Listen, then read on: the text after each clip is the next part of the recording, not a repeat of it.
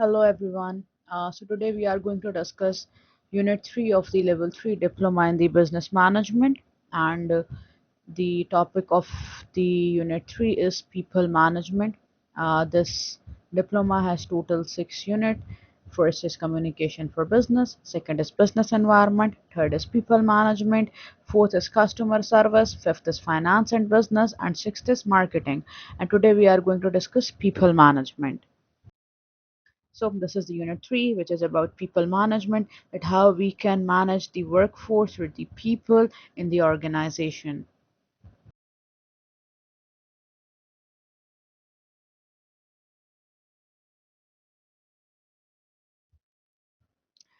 To understand this learning outcome, we have the first assessment criteria in which we are going to explain different motivational theories.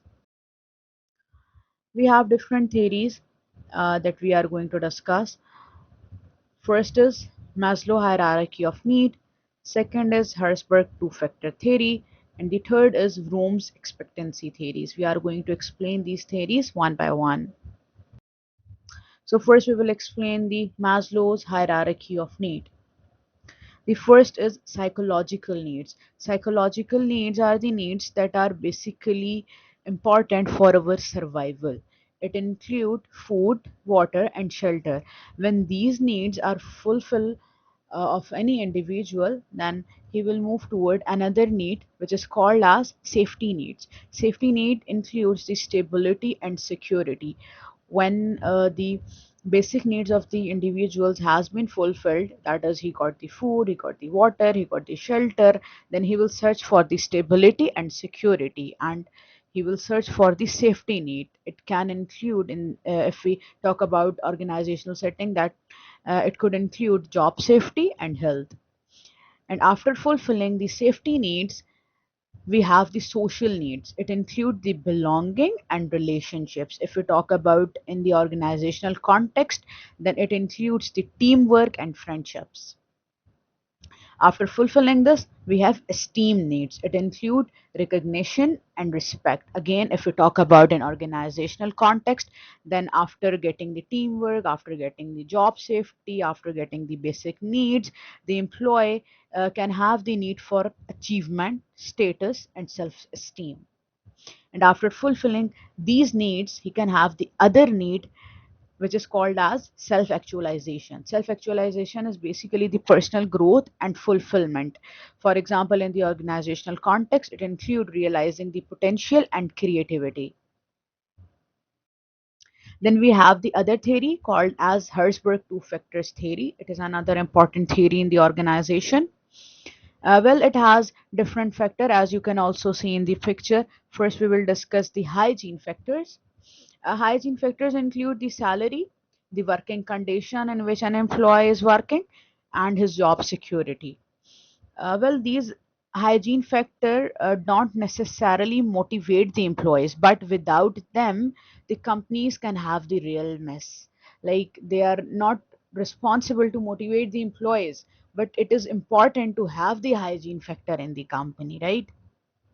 For example, human resource manager use the bureaucratic style to ensure fair policies, fair hygiene factors, which is important for the organization. Then we have the motivators. Well, the motivators are the real driven recognition, responsibility, and personal growth. They are basically responsible to motivate the employees. They always push the employees to go beyond the bare minimum.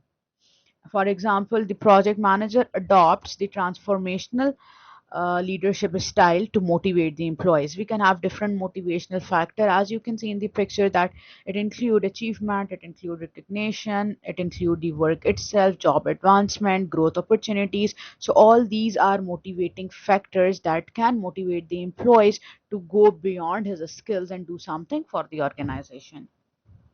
It also inspires the team members by offering different growth opportunities.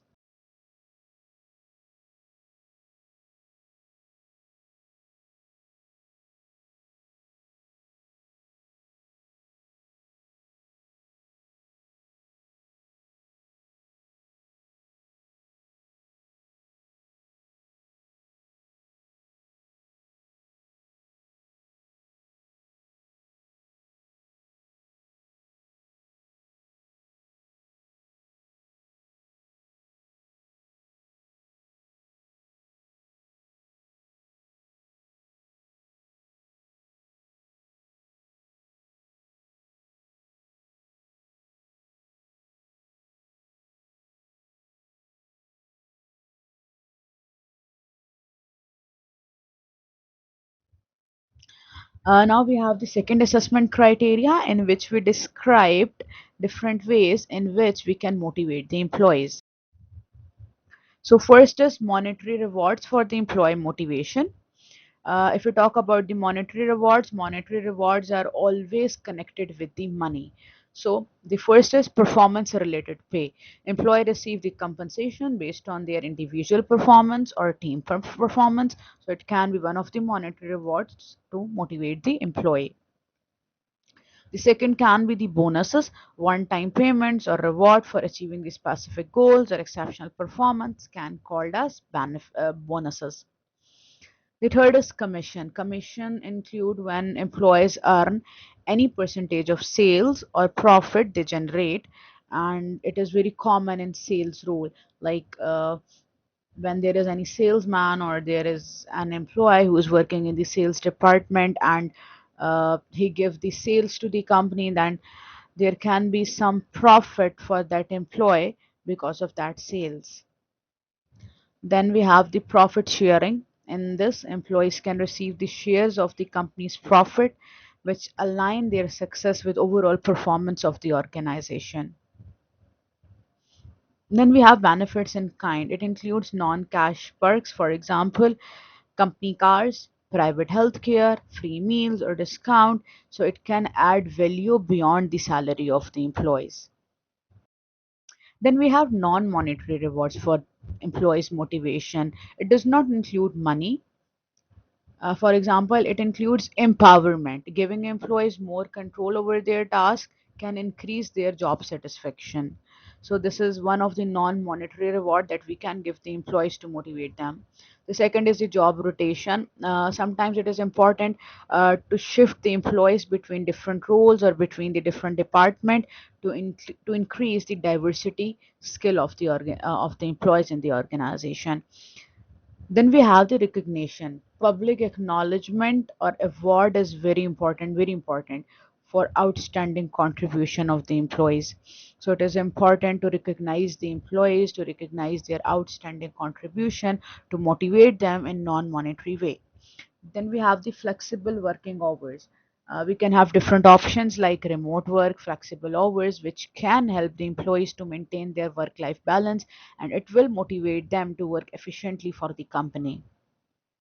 Then we have different professional development program. It is important for the company to provide different opportunities to train the employees and to enhance the skills of the employees.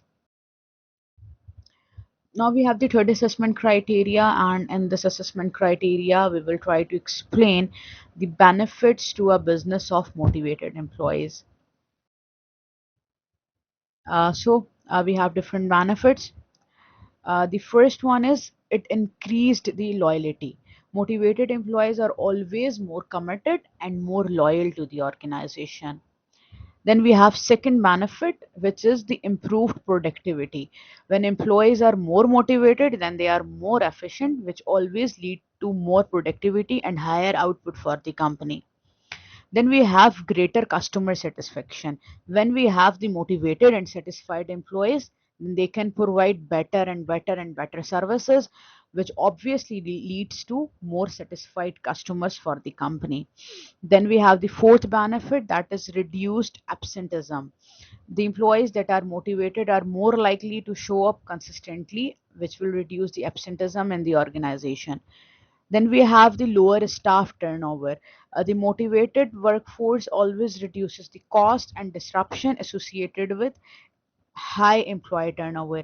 When employees are motivated, there are very less chances of the turnover in the organization.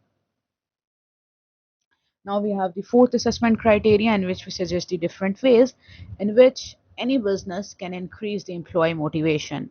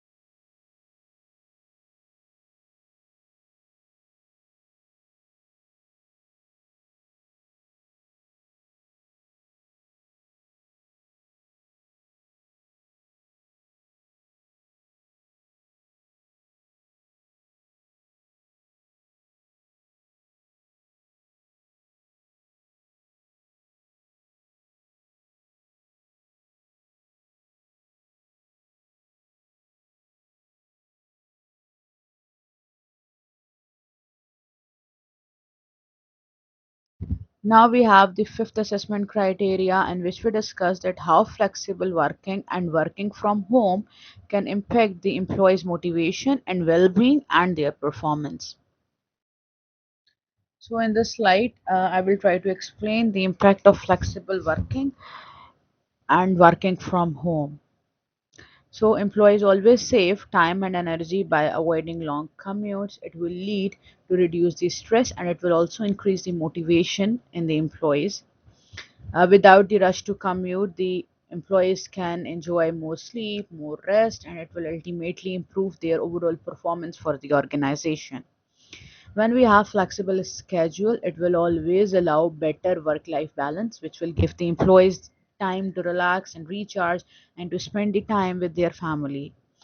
When employees are working in the comfortable home environment, then it can lead to the higher productivity as employees are able to work at their own pace. Flexibility can also make the employees to feel valued, to feel trusted, and it always boosts their morale and their motivation, and it ultimately leads to the better performance of the employees. Now we have the second learning outcome of this unit, that is to understand the employee relations. To understand this learning outcome, we have different assessment criteria. The first assessment criteria include the factor which can influence the employee's relationship. We have different factors that can influence the employer-employer relationship. First is the level of trust. Trust is very important when there is the relationship between employee and the employer as it fosters the commitment and engagement between both employees and employers. Then we have the level of motivation. Motivated employees are always more productive. So it is important to motivate the employees and can have the motivated relation between employees and employer. This can be the best investment for the organization. Then we have the organizational structure. The clear organizational structure is always helpful for the employees to understand their roles and responsibilities and their expectations from the organization. Then we have the organization culture. The positive organizational culture always promote the mutual respect and the sense of belonging. Then we have the clarity of the communication. Open communication always reduces the misunderstanding and build the trust between both employee and employer. Now we have the second assessment criteria in which we state different barriers to effective employee relations.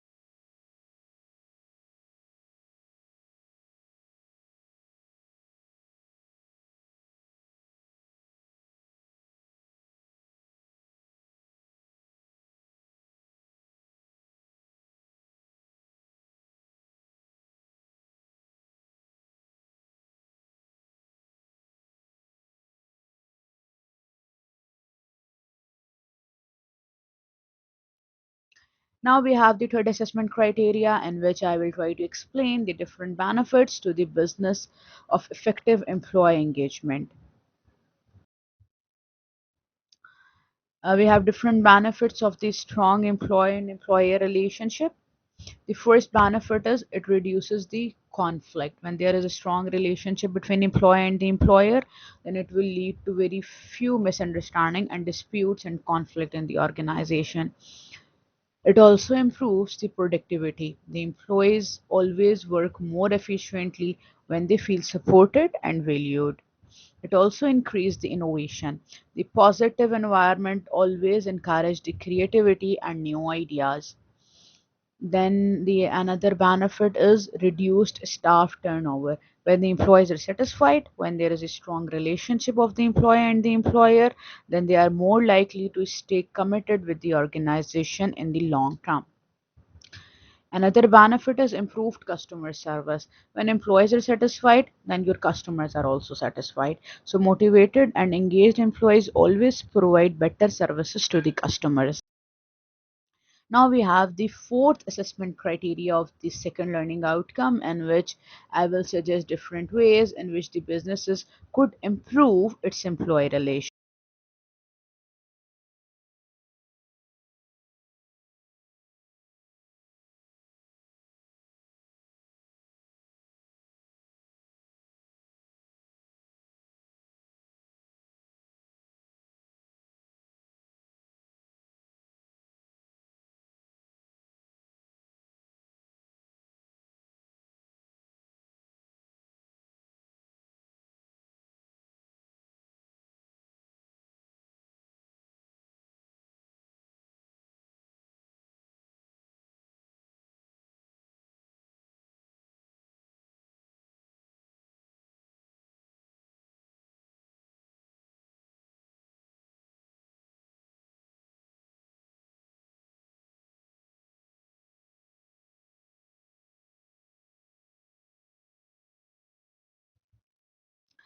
Well, in Canada, Walmart was also accused of harassing the union members and closing the unionized store.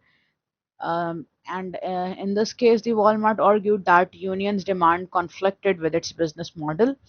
Same is the case in the UK. ASDA was found guilty of offering pay raises to discourage the union membership.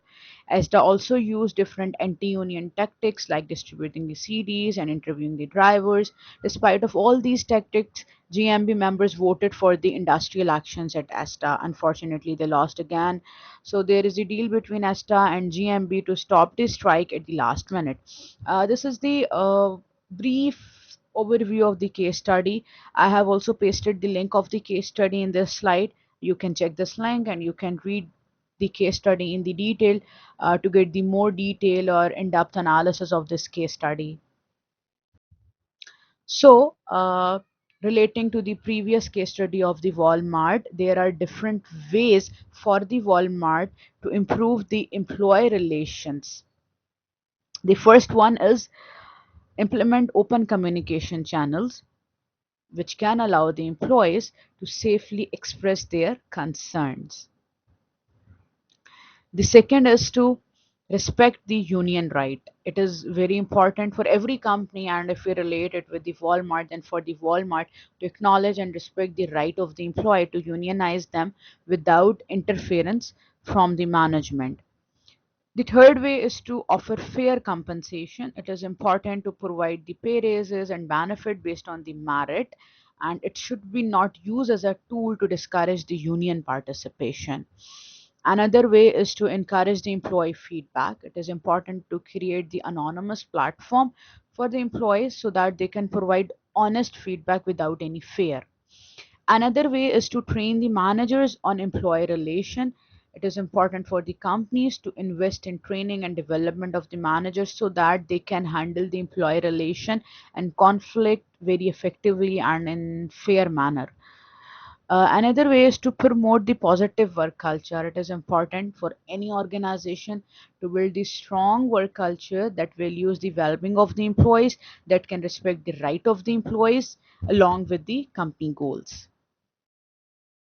Now we have the third learning outcome, in which we will try to know about the performance management.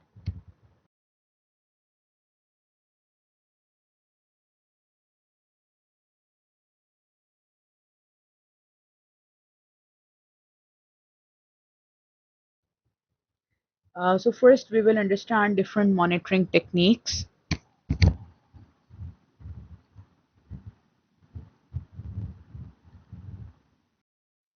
So now I will try to explain the different monitoring techniques one by one. The first is 360-degree feedback. In 360-degree feedback, the employee usually receive feedback from multiple sources. For example, their supervisor, their peers, their subordinates. For example, if you are working in some organization, that you can receive any positive or negative feedback by your manager. So this is the 360-degree feedback. Second is the self appraisal, in which employees assess themselves by their own. They assess their own performance, which allows them to reflect on their strength and areas for improvement. Then we have annual appraisal. Annual appraisal basically include the formal yearly review, in which employees and manager discuss the challenges and achievements. Then we have management by objectives, MBO, and in MBO, the performance is assessed on the basis of how well the employees achieve the specific goal of the organization. And here in the picture, I have identified the overall process of MBO. You can see this. The first step in the MBO is to review the organizational objectives, that what are the goals and what are the objectives of the organization. And by reviewing the organizational objectives, we will set the objectives for the employees. And when we set the objective for the employees, we will monitor them, that either the employees are fulfilling that objectives or not, are they working on that objective or not. And if they are working on that objective, then we can have the reward for those employees. And after the reward, we will again evaluate those employees, that are they again working on the goals of the organization or not. Now we have the second assessment criteria of the third learning outcome, and which we discuss the different performance management tools. We have different performance management tools, which include, the first one is PDP, called as Professional Development Plan. Second is probationary periods. Third is discipline procedure. And fourth is grievance procedure. Now we are going to discuss one by one all these performance management tools. The first one is the Professional Development Plan, PDP. It is the personalized plan, and it always focus to enhance the overall skill and competencies of the employees. Then we have the probationary periods. Probationary period is basically the specific set of time during which the new employee performance is closely monitored. For example, we hire the employee on the probationary period of 2 months or 3 months, and in these 2 or 3 months, we closely observe its performance before making its job permanent. Third is discipline procedure. It is the formal process to address and to correct different unacceptable behaviors in the employees. The other is grievance procedure. It is basically the structure method designed for the employees, and it is helpful to raise different concerns or complaints regarding different issues in the organization. Now we have the third assessment criteria, in which we explain different benefits to the business of effective performance management.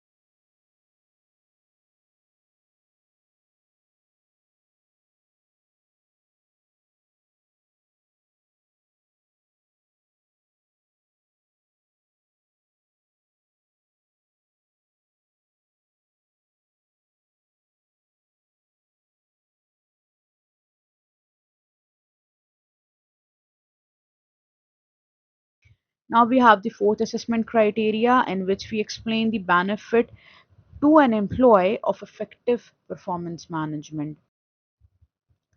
So there are different benefits to the employees too. The first benefit is that the performance management always provide route to additional training and development, which helps the employees to improve their skills. Another benefit of the performance management is that employees can measure their own performance, which gives them clear insights about their strength and their areas of improvement. The third advantage is that the performance management always gives the employees an opportunity to stand out in the organization and to showcase their contribution and their achievements. Another advantage of the performance management is that it always offers the chance for the employees to achieve the pay raise, based on the accomplishment and their growth. Well, these benefits always helpful to enhance the overall career growth and job satisfaction of the employees. Now we have the fourth learning outcome in which we understand the leadership and management. We have the first assessment criteria in which we explain different leadership styles. We have different type of leadership styles that we are going to discuss in the next slides. It include autocratic style, democratic style, participative leadership style, transactional leadership style, transformational leadership style. So now I am trying to explain different leadership styles to you people one by one. The first leadership style is the autocratic leadership style. When the leader is following the autocratic leadership style, then he makes a decision by his own. All the decisions are unilateral, and the leader does not seek any input or any advice from his team, from the managers, or from the employees, and he maintains the full control over all the decision and process of the organization. Then we have another style called as democratic leadership style. In democratic leadership style, the leader involves the team member in decision making. He also encourages the participation, and he also value the input of his team or employees. Then we have the participative leadership style. Well, it is somehow similar to the democratic leadership style, but the leader in the participative leadership style actively seeks and value the input from his team, which foster the collaboration in the decision making. Then we have the transactional leadership style. In transactional leadership style, the leadership is based on the system of reward and punishments. In this leadership style, the leader focuses on achieving the task and maintaining the order. And when any employee fulfill the task or complete the task or achieve something, then he will get the reward. And if he fails to achieve the task or achieve the goal, then he can also receive the punishment by the leader. So this is the transactional leadership style. Then we have the transformational leadership style. In this style, the leader inspire and motivate the employees by creating the vision for the future. Now we have the second assessment criteria of the fourth learning outcome, in which we explain different key functions of the management. We have different key functions of the management. It includes planning, organizing, controlling, decision making, and communication and delegation. So now I am going to explain these key functions one by one. The first is planning. Planning means setting goals and determining the best course of action to achieve that goal. Then we have the organizing. In organizing, the management arrange different resources and tasks in an efficient way to meet the overall objectives of the organization. Then we have controlling. In the controlling function, the organization monitor or assess the performance of the employees and make the all required adjustment to stay on the track. Then we have decision making. In decision making, the manager choose the best solution that is available option to solve all the problems of the company or pursue the already existing opportunities in the company. Then we have communication. Communication include the sharing of information in an effective manner to ensure the understanding and coordination within the team. Then we have the last function called as delegation. It includes the assigning of the task and responsibilities to the different team members to optimize the productivity and workload. Now we have the third assessment criteria in which we compare the key differences between the managers and the leaders.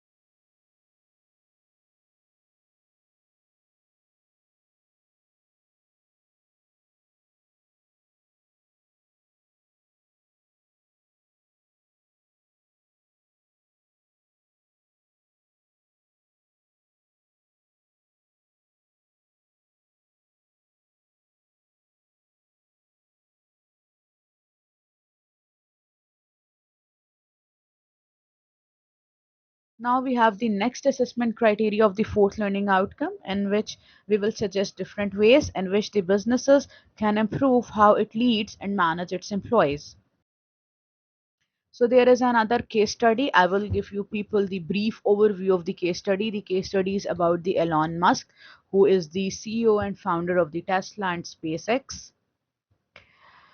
We all know that the Elon Musk is driving the innovation with his bold project like Tesla, SpaceX, and X, and he sets the extremely high performance standard for his teams. He also demonstrates intense work ethic, and he also expects the similar dedication from his team. He also utilizes the flat organizational structure for faster decision making and innovation in his organization, and he continuously pushes the boundaries and transform the industries like SpaceX and electric vehicles despite of many challenges. And here is also the link to the case study. You can Here is the link. You can also click that link and read the case study in the detail to get the better idea about this case study. This is just the brief overview about this case study.